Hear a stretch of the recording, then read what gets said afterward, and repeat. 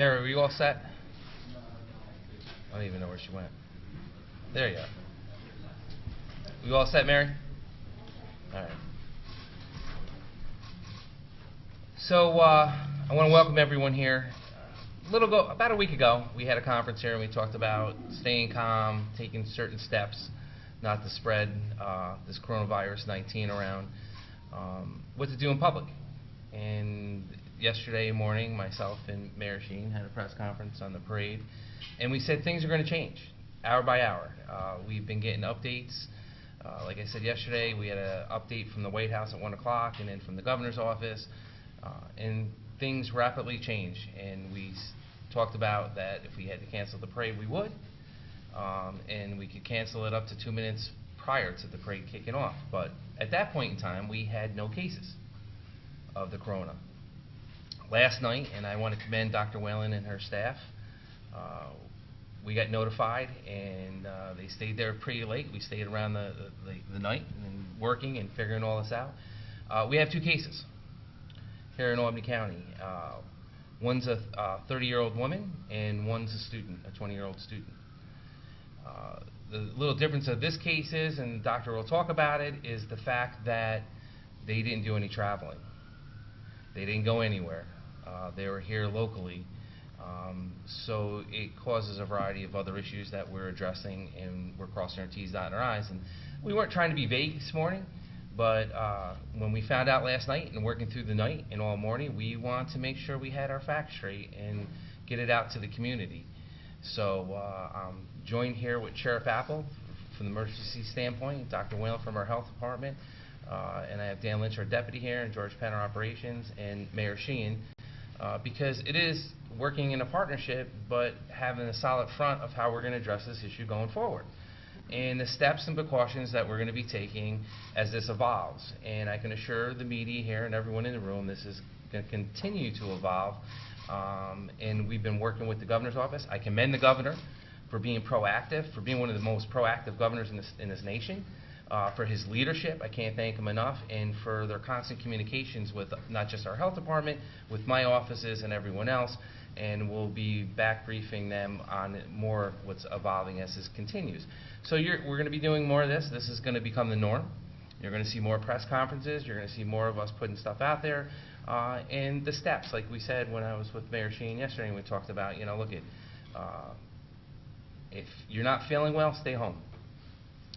If you have any questions, don't read the internet. Go to your local media, go to the CDC website, go to the state website, go to our health department website.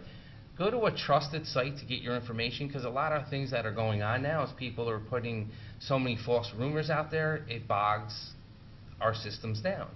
The same reason why we didn't announce anything right away in the morning till we got all our facts straight, so we didn't receive an inundated amount of phone calls and emails to address.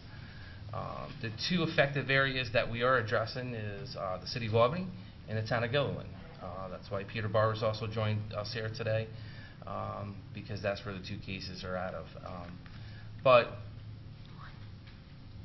this is going to be an ongoing thing, and we have to remain calm. We have to keep our heads, and we have to continue to address this on a manner that the governor's been doing in other areas of the state, in New Rochelle, down in Westchester County. And again, like I said, I could have you all back here in 45 minutes or an hour as things continue to change. That's why we're waiting to see where we're at and where we're going to be heading after this point in the news conference. But I can assure you our EOC is up, and Sheriff Apple can talk about that, and we're ready, and that's what we can do. So I'm going to turn it over to Dr. Whalen to talk about the 2 cases, and we'll go from there. Thank you, County Executive McCoy. I can confirm that last night the Health Department received word of 2 positive cases of COVID-19 in Albany County. We received this information last evening and had staff in the department working till past midnight to begin our investigation.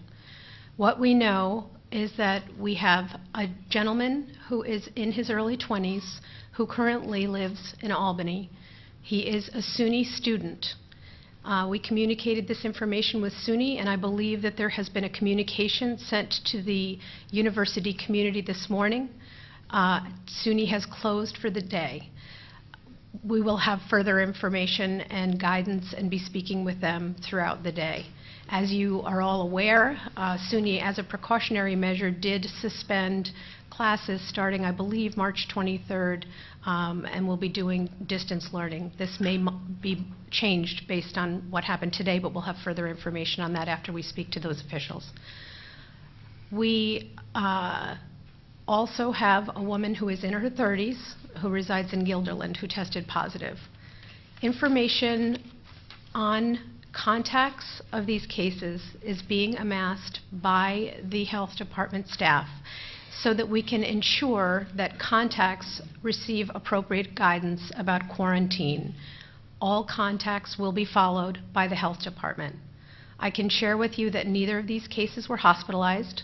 I can share with you that both of them are currently recovering at home. And we will have further information available as this unfolds. But as of right now, this is still a very active investigation. The health department staff, as I said, have been working on this through the night and continue to work on this today. We are in contact with our local hospitals who are interested in taking a proactive approach with us. As you're hearing about in the media and from the governor and others, this is a rapidly evolving situation across the state and across the country. What's happening in New York is that we're really looking at expanding the number of tests that we're able to do. And as we expand the number of tests, the likelihood is that we will find more positive cases.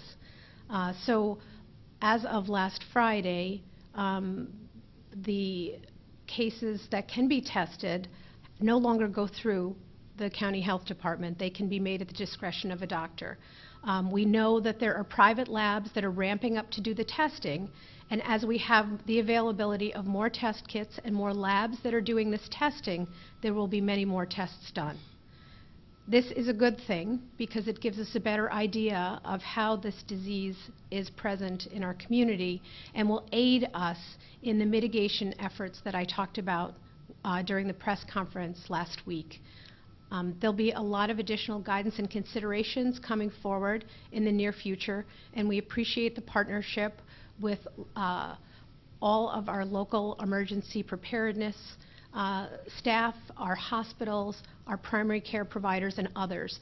As we have said previously, this is going to require a unified front. I believe that we have put the pieces together to have that unified front and look forward to continuing to address this concern. Thank you. I also want to thank Chairman Andrew Joyce is here. Andrew, thank you too. We were talking last night on the phone and communications, and Sue Rizzo's here, our county controller. Thank you for being here. We're mapping this and we're tracking it, and it's going to take time. Unfortunately, our health department and people are turning into investigators because you got to mathematically treat it like a math equation and track who they had contact with and who might else be. So we're in the early stages, and so please forgive us if we don't give you exact numbers, because we can't, because we're still unfolding everything where these two people were, who they had contact with. And as the doctor said, we're alarmed because they didn't travel anywhere. But I'm going to turn it over to Mayor Sheen and talk about the parade for Saturday, and then Sheriff Apple. Thank you. And again, I want to thank the county. This is how municipalities and governments are supposed to work. The county health department has been in constant communication with us and with other municipalities in the county to ensure that we're aware of what's happening in Albany County, and I want to commend the county executive and Dr. Whalen for that cooperation.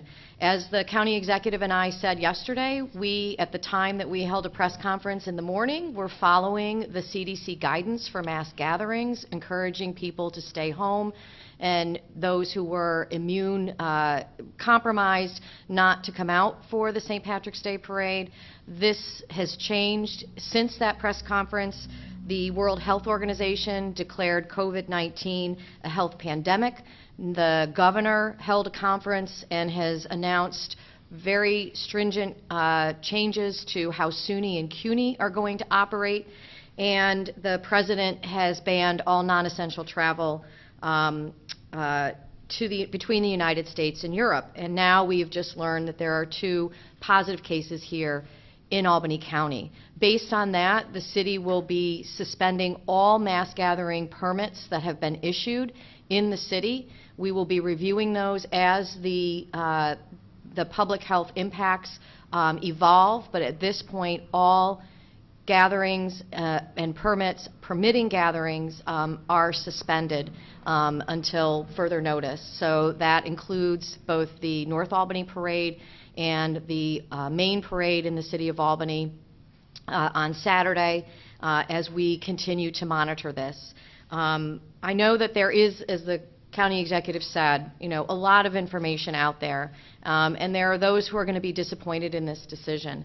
I think that we have to recognize that there is still a lot that we don't know, and that none of us will regret erring on the side of caution. All of us will regret moving forward with something that could be placing people in danger unnecessarily. So I am joined by fellow mayors from across upstate in canceling this parade. You're going to see these announcements. The New York City parade has been canceled. And again, these are voluntary events, and we believe that the best course forward is to avoid placing people in a situation. The concerns that we have also include our public safety members of our public safety departments. So our police department, which, as people know, is actively engaged when the parade is occurring, as well as our first responders in the fire department. We do not want to unnecessarily expose them potentially to the spread of this virus by holding a voluntary event. So we are going to be suspending that permit, and we have communicated that to the parade committee, and we will continue to monitor this as we look out into the future. We're already getting calls about Tulip Festival, Alive at 5. Those are events that happen in May and June, and as I said, we're going to continue to monitor this along with the rest of the city, the county, and the country as we make these decisions going forward. Thank you, Mayor. As President of County Executives of America, I've been on conversations with executives from across the nation on this topic to really discuss how they're handling it, what they're doing. We're not trying to reinvent the wheel, but I do want to commend Sheriff Apple for all that he does day in and day out, but especially ironically, he had a drill today that he was going through at 10:30 this morning, or 9:30, excuse me, 9:30 this morning, and I had to call him this morning and tell him the news and had to have him head this way. But it shows how proactive he's been in his office and reaching out to other elected officials to let us know how we're handling. This is new, but I do want to tell everyone, don't panic. We're going to handle this. We're going to stay calm, cooler heads prevail, and working with Mayor Sheen and Supervisor Barber and all the elected officials in the room and with our health department, we're going to get through this. But we're going to do this in a way that is best for the community, safe for the community. We already took steps a couple weeks ago at our nursing home, but we took another step today. I know the sheriff took a step at the jail, and it's not to prevent people from seeing their loved ones. It's for this reason here, to try to slow the spread down. But at this point in time, do you want to say anything, Sheriff? No, basically, until the knowns start to outweigh the unknowns, we're going to, we've limited access at the correctional facility. I mean, we have 400 inmates up there and 400 staffers up there as well. And we need to take care of our public safety, quite honestly, because if they don't stay healthy, there's going to be nobody able to respond. So as we're sitting here, there's a meeting of all the county emergency managers right now out in our Clarksville station discussing plans and preparedness. I know Dishes is out there as well as members of state health and I believe county health. I want to say, though, I'm getting inundated with calls regarding state hand sanitizer. I don't have any. All right? I don't know when I'm going to have it. I know it was thrown out there, but I know a lot of school districts and local municipalities are calling, asking for it. As soon as we get it, trust me, we will be disseminating it.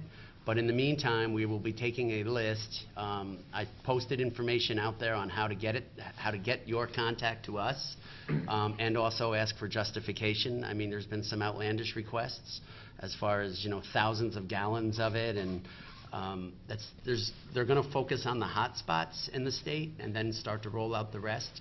But I know initially it will be going to emergency responders. So I promise you we'll get it out as quickly as possible. Look at folks, there's no real, to say that, yeah, we're ready for this and let's fight it. There's a lot of questions. It's coming in. We're trying to respond as quickly as possible. But I got to tell you, our emergency management center is up and running. We're going to continue to monitor and work with Dr. Whalen and the county executive and the local mayors. And you just got to trust us on it. Thank you, Sheriff. So, listen, again, this is going to change as we go forward, and that's what we have to prepare for. So, but at this point in time, I'll take some questions. Mary has the mic. We'll take questions for anyone that you have up for here. Oh, Jackie. These are our first two. Okay. These are our first two confirmed positives. Do you have a number of tests that they've done at this point? I've asked the governor repeatedly, were we actively testing in these areas that are not known hotspots at this point? And we don't always get a straight answer on that. It's, oh, we'll get you a number, and we've never been given a number. So I'm just wondering, have we been actively testing over the past couple of weeks? So that's a good question, and the answer is a little bit complicated. As I have let everybody know at the first press conference, initially all testing had to go through the local health department. When testing went through the local health department, we knew every time a test was done. That relaxed as of Friday, and so physicians are able to order tests. They are not mandated to tell us they've ordered the tests, but we get the results. So the numbers, giving you exact numbers, becomes difficult because I'm not aware of the testing that's being done. I'm only aware when we get the results. I can tell you that testing has actively been done, but I cannot right now give you a number on the tests that we have done in Albany County because many of these tests have been done by hospitals, by urgent care centers, and others that we are not told about immediately until we get the results. And we expect, as I said, that these numbers are going to increase. Is there any word on, at the county level or the city level, what will be done in the schools, the K through 12 schools closing down? We've been working with the school districts, and like I said, as the doctor said, as this continues to grow, we're going to be working with the school districts hand in hand. And we have an obligation first, before we put it out to the media and everyone, we have to cross our T's and dot our I's, meaning that we have to meet with the local mayors, supervisors, and where this is infected, so we can make them decisions before. We don't want people to panic, and that's the message that we're trying to say. Give us time to do our job. Give us time to get the information out of there, and as we continue to go forward, them decisions will be made. Mayor Sheehan, on the mass gathering, so all permits for mass gatherings have been suspended? That's right. Currently, we're reviewing all of the permits that we've given. I think the next mass gathering is a 5K that is scheduled for the end of March. So, again, we're going to have to review these as we get closer to the dates. But at this point, we're suspending all of them, and then we're going to be reviewing them moving forward on a case-by-case basis. Would that include like school plays and sporting events? We don't provide permits for those. The school district is completely separate. I do not have any authority over the school district with respect to those decisions. Those are decisions that are made by the superintendent and the school board. But we work very closely with them, and I have been in contact with the school superintendent. They are reviewing at this point in real time what their decisions are going to be. In a district like Albany, some of the challenges that we have is that for many of our students, the 2 meals that they get every day are 2 meals that occur at school. And so we also, have issues with students who are homeless, with, a lot of challenges within the community. And so it is something that we do collaborate on so that we're ensured that we can provide for certain contingencies, but that will be a decision that the school district will make. Is there a timetable on that? It's happening in real time right now. With the 2 confirmed cases, what prompted the testing and when were they tested? They were both tested on Monday, and they presented with symptoms of respiratory illness, febrile respiratory illness. So they said there was no traveling, so what prompted the update?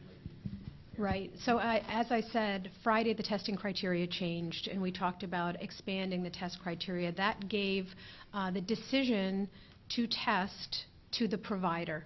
And the provider that saw these two patients had enough of a suspicion to test them. Dr. Whalen, have you had a chance to do some of the... Thank you. Have you had a chance to do some of the work backing, if you will, where these folks were, who they might have come in contact with, and is anybody else in voluntary quarantine? So that's what we do at the health department. Our job is to investigate reportable communicable diseases. We have an epidemiology staff that was called in last night and worked a good 4 or 5 hours on starting that process of identifying individuals who had contact with our 2 confirmed cases. There have been individuals that have been recommended for both mandatory and voluntary quarantine, and those have been put into effect as of last night. Did this student live in campus housing? No. No. Off campus. And then a separate question for the mayor and the executive. You know, Albany worked really hard to get NCAA events here, and now they're canceled. Could you speak to your reaction to that and what the potential economic impact of that might be? You know, look, I can talk about the economic impact, but this coronavirus is by far passing that, and I'm not worried about that, the loss from the NCAA tournament. It is a loss. It's going to be a loss to the hotels and restaurants in downtown Albany throughout the Capital District. But most importantly, this is about trying to stop what's going on, and I thought the mayor and I were very, very clear yesterday morning. As thing changes or someone had it, we have to take the appropriate steps, and that means you're going to see more of this stuff go on, Jimmy. That, you know, unfortunately, you know, look, they weren't here since '03, right? Now we probably won't see them again in 10 years. I'm not worried about that. What I'm worried about is the health and welfare of the residents of Albany County.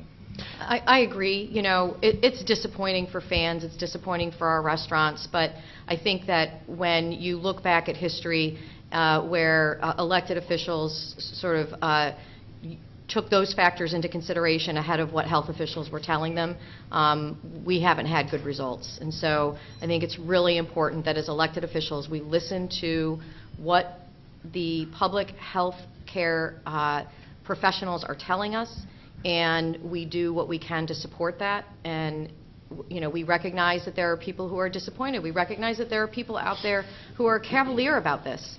But we don't have that luxury. And we have to think particularly about our vulnerable populations and the fact that this virus, when spread to people who are vulnerable, can be deadly. Dr. Whalen, can you give us an update on how many people are on quarantine in the county? I cannot give you those numbers right now. We were at 20 and 5 yesterday. It's going to be more than that now. Right. As I said, we are continuing to identify individuals. We're mandated to report to the state every day at before 5 o'clock. So before 5 o'clock today, we'll have exact numbers. But due to the fact that we are continuing this active investigation, I cannot give you an exact number right now. Like I said, people, it's going to change, but before we end this, because there's no other questions, just remember, 20% of the people walking around aren't even know they have it. The other 20% are going to fight it and get through it, and then you're going to have the population, as the mayor just said, over the age of 60, that are going to have bigger issues, you know, meaning that if you have heart disease, you have lung issues, you have respiratory problems, please take the precautions, stay home, don't go out in public, make sure you wash your hands, and if you're coughing, cough into your arm, and be careful when you're out in public. That's all we can say for now. Will the county need any access to state or federal funds in the short run or long run? We're keeping track of that. The governor's, you know, like again, I commend the governor. He's been very proactive on this issue. We're working with the governor's office on that. The feds are putting money out there. We're keeping track of what this is going to cost us going forward, and hopefully we get reimbursed. But if not, these are things that myself and working with the county legislature, you know, we prepare for, and this is what we have to be prepared for these emergencies in this situation. You mentioned that you get results, but you don't know how many tests have been conducted. So do you get notified if someone comes back as a negative for the coronavirus? Not always. And so far, we have 2 confirmed cases. How many negative cases have you heard about? I don't have a denominator for you right now. I can certainly see if I can get that. Anyone else before we end it? Thank you, everyone. And again, this is going to be the norm. We're going to be doing more of these briefings and putting stuff out as this continues to go. So thank you.